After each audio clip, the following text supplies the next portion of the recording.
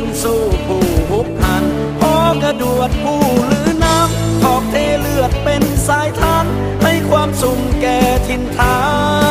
นยังมีวันกับเวลา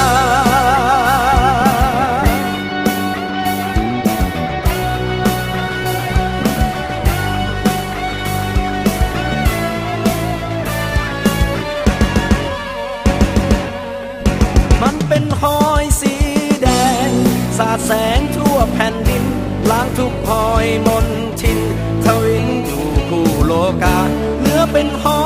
ยสลัก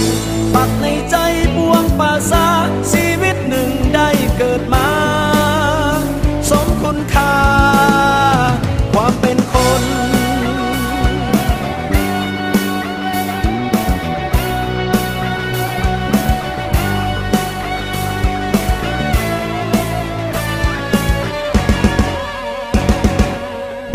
ด้วยเวลาหลอมไหล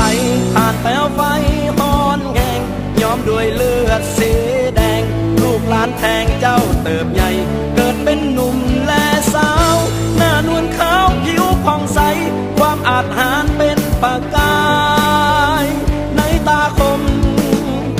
ขิงกลมงาม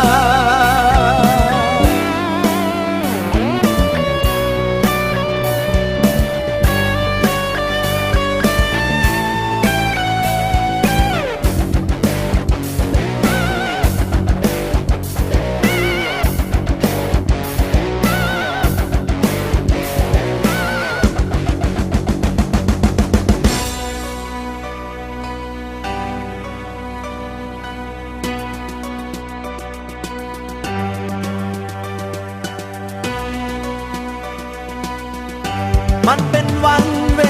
ลานานแสนนานผ่านมาสาวให้นาอาจหารลุกขึ้นสู้ผู้หุบหันพอกระดวดผู้หรือน้ำขอกเทเลือดเป็นสายทานให้ความสุขแก่ถิ่นฐา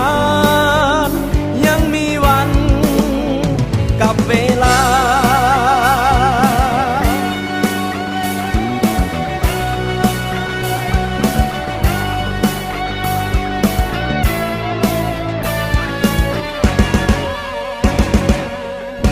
มันเป็นหอยสีแดงสาดแสงทั่วแผ่นดินล้างทุกหอยมนทินทวินอยู่คู่โลกาเนื้อเป็นหอยสลักปักในใจปวงประสาชีวิตหนึ่งได้เกิดมาสมคุณค่าความเป็นคน